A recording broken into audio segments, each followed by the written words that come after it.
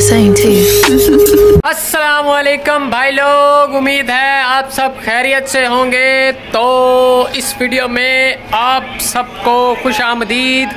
इसके बाद से स्टार्ट करते हैं हम ये कि आज एक तो मैं बहुत लेट उठा हूँ, क्योंकि भाई रात को मैंने जैसे आपको बताया था कि एसी का काम भी मैं कर लेता हूँ।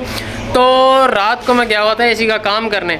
सर ऐसा कोई वहमी बंदा जिसे बोलते हैं ना, वहमी इंसान था। और उसने ना बस क्या बताऊं मैं आपको, क्या बताऊं मैं आपको कि उसने क्या किया। वो जी हम एसी चेक करने गए तो 1.5 टन इन्वर्टर एसी था, हायर कंपनी थी। उसका सीन ये हुआ कि उस एसी की गैस ख़त्म हो गई थी वॉल लीकेज की वजह से। तो उन्होंने हमें बताया कि वॉल लीक हुआ है, तकरीबन रात को ही एसी अपनी कंडीशन डल कर चुका था, कूलिंग ख़त्म कर चुका था और उससे पहले ठीक चल रहा था।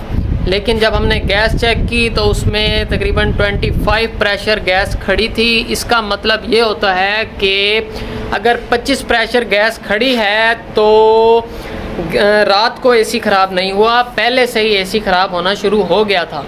तो बहरहाल हमने उसकी लीकेज चेक की। लीकेज वगैरह चेक करने के बाद हमने वॉल में उसकी लीकेज ढूंढी, कस्टमर को बताया कि भाई ये लीकेज है आपकी और यहाँ से इसकी लीकेज ख़त्म करनी पड़ेगी, फिर इसमें गैस डालनी पड़ेगी। उसके बाद आपका एसी टनाटन बेहतरीन किस्म की कूलिंग करेगा और आप बेहतरीन इंजॉय करेंगे।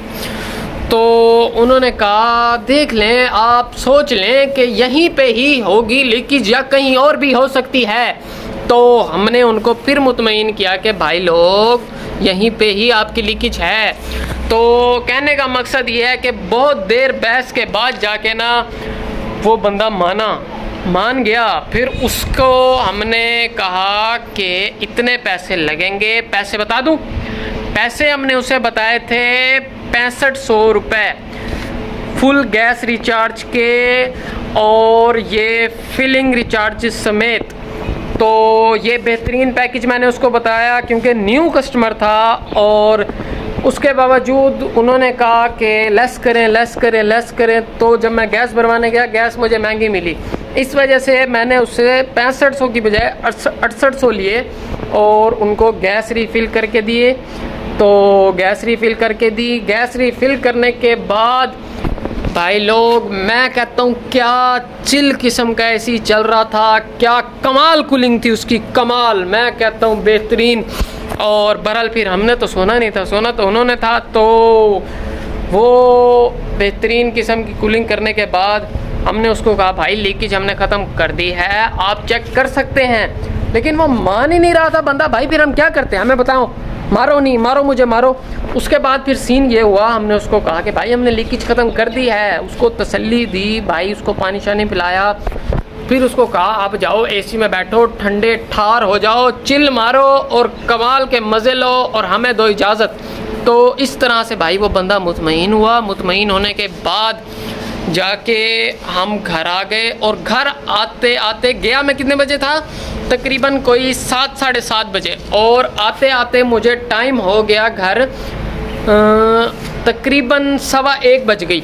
तो 1:15 बजे मैं घर पहुंचा। उसके बाद जैसे ही घर पहुंचा 10-1 मिनट गुजरे होंगे, साथ ही बाईपास रोड पे एक फ्रूटों वाला है, उसकी कॉल आ गई जी मेरा फ्रिज ख़राब हो गया और मुझे अभी ठीक करके दे के जाओ वरना मेरे फ्रूट्स ख़राब हो जाएंगे। तो भाई किसी का नुकसान तो करना नहीं होता, फिर क्या करें। उसी टाइम उठ के गया। तो उसके बाद भाई लोग मैं गया उनके पास, उनको जाके उनकी फ्रिज को देखा मैंने जाके। और फ्रिज देखने के बाद मुझे पता चला कि फ्रिज की जो रिले होती है कंप्रेसर के साथ, उसका मसला था। उसके ऊपर एक थिम्बल लगा हुआ होता है, वो जल चुका था जिसकी वजह से कंप्रेसर स्टार्ट नहीं हो रहा था। तो अब इतनी रात को थिम्बल तो मिलना नहीं था। फिर आपके भाई ने क्या किया, ये इसको ऐसे घुमाया। ऐसे घुमाने के बाद मेरे जहन में आया कि थिम्बल उतार के तार को डायरेक्ट लगाते हैं और इनका निज़ाम ओके करते हैं। तो भाई लोग मैंने ऐसे ही किया, थिम्बल उतारा। थिम्बल उतारने के बाद तार को डायरेक्ट लगाया और फ्रिज चालू हो गया और बेहतरीन कूलिंग करने लगा।